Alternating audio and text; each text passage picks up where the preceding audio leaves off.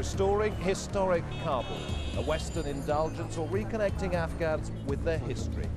Efforts to save the old city are underway, but the question is, should that money be spent elsewhere? This is Inside Story.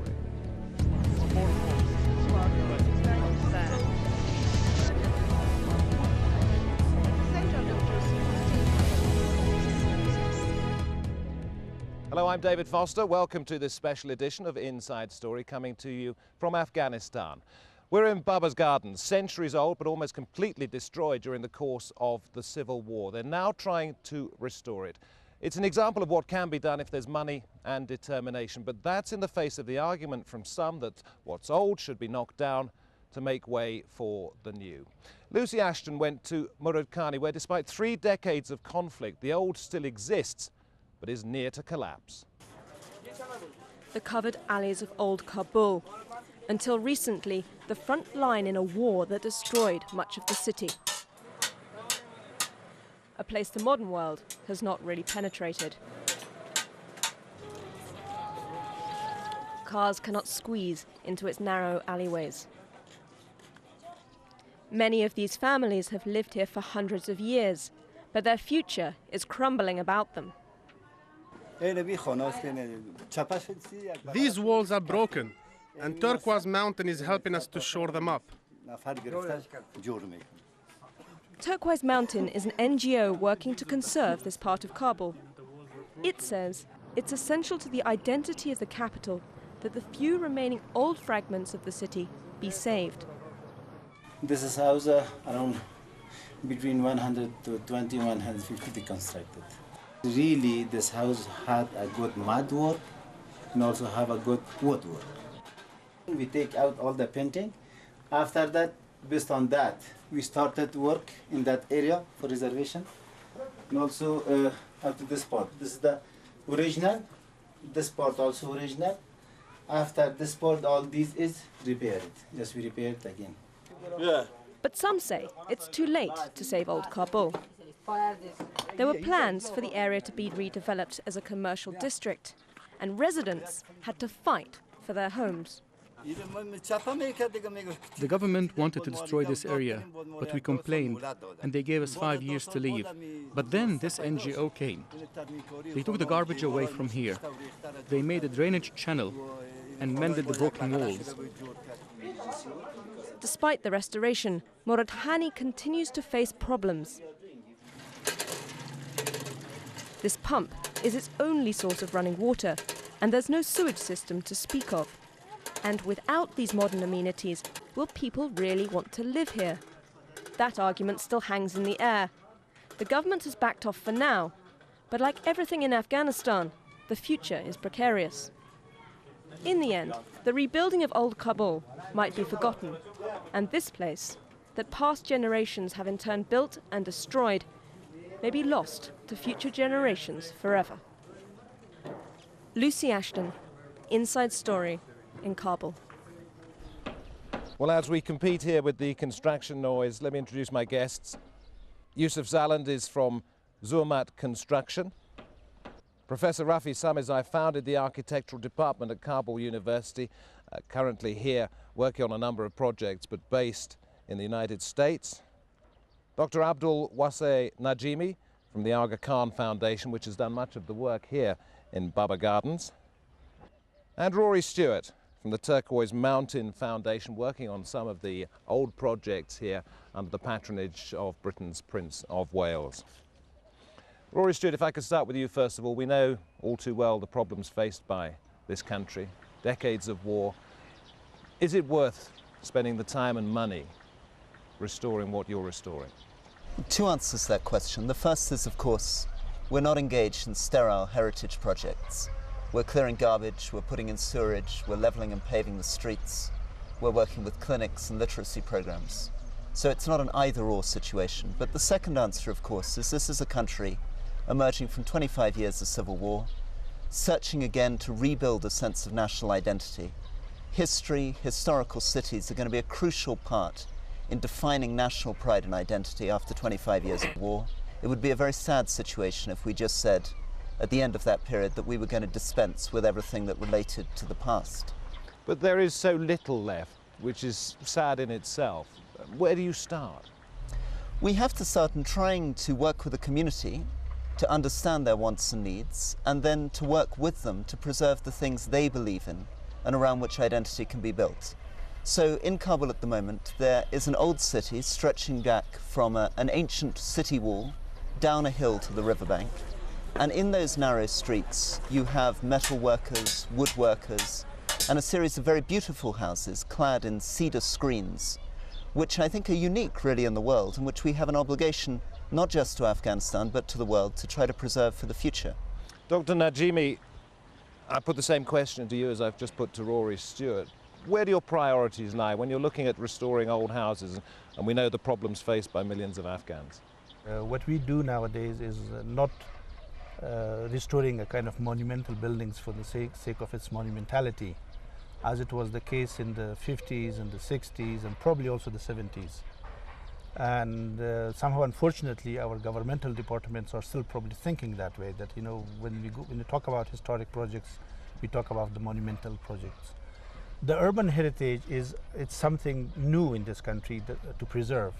And this is what we have started since 2002, because our program is a kind of historic city support program. Professor Samizai, you're involved in a great many projects around the country, developing and drawing up the plans for these.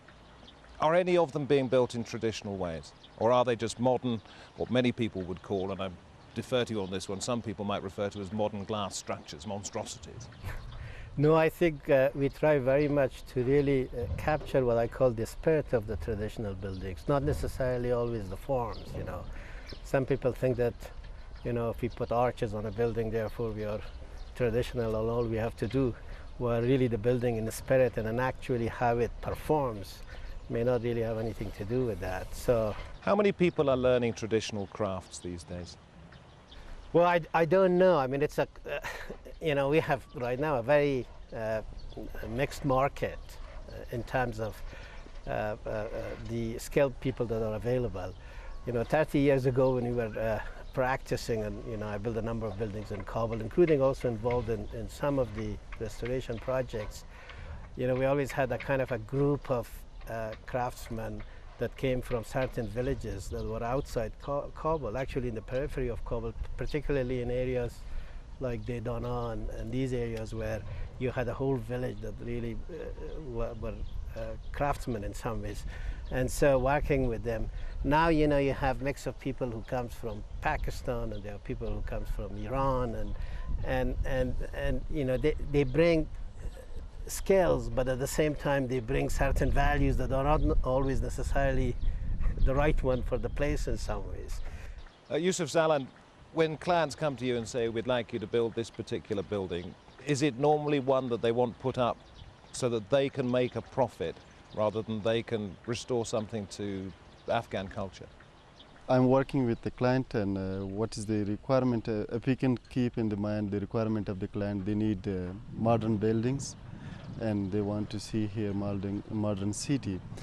It's easy to make a profit in Kabul at the moment by building the structures that we talk about. Much easier to make money that way than it is to invest in the heritage. I think it's on both sides. It's good. People can to make money. Professor, is that what we're seeing at the moment? People who are coming into Kabul not necessarily interested in the heritage, just trying to make money very quickly? I would say yes. I think the majority is like that.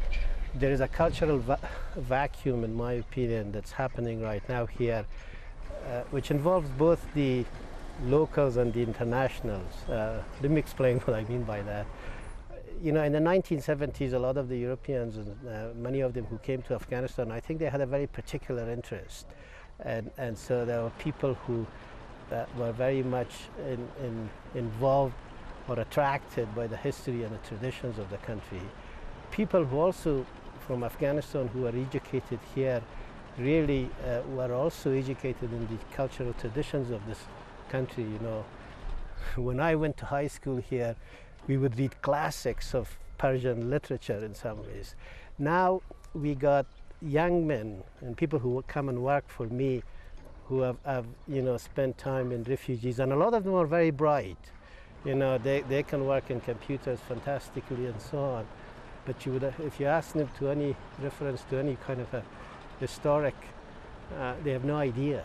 And I would say yes, the majority of the projects that are done here is motivated by profit. Dr. Najimi, that's always been Afghanistan's fate, particularly Kabul's fate, isn't it? It's been raped by countless people who come here seeking only to take rather than to give. Well, probably they argue differently. Probably they say they are here to give, but the question is, who's going to judge, or who's going to even, ask. The issue is that whenever, or if you go back to the history, civilization usually happen when the country is calm, when everything is stabilized, and everybody is interested in doing something, producing something, and really enjoying life. Once you are in the drama of the war and the instability and the political crisis, and you have the internal forces, external forces, everything goes out of balance. Therefore, engineers will be going one way, craftsmen will be going other ways. Politicians will be going for their interests, and when it comes to donors, for example, donors will have their own interests. Rory Stewart, you are a visitor, as I am here. And when you talk to Afghanis and say what you're doing, talk about your ideas for restoration and heritage work, do you sometimes get them looking at you in a puzzled way, thinking, I don't understand why you're doing this, why the time and effort on that? I'm actually surprised by how much enthusiasm there seems to be for these kinds of projects in the old city. The real problem we're facing is lack of investment. It's the international community who seem to be most cynical and most reluctant to fund and support these kinds of projects. People really would like, I believe, to have somewhere in the city where they can go, where they can visit, where they can have cups of tea, somewhere which can begin to attract tourists back in. At the moment, the entire economy of Afghanistan is illegal drugs and international aid. To try to provide a historic center for the city which people can begin to visit and believe in, initially Afghans, people from other parts of Afghanistan, and then neighbors, Iranians, Pakistanis, and eventually perhaps Europeans, I think is essential for normality, for pride, and for the future. Okay, we're going to take a break now. When we return, we're going to try and investigate whether a marriage between tradition and tourism could be of benefit to Afghanistan and its heritage. You're watching Inside Story.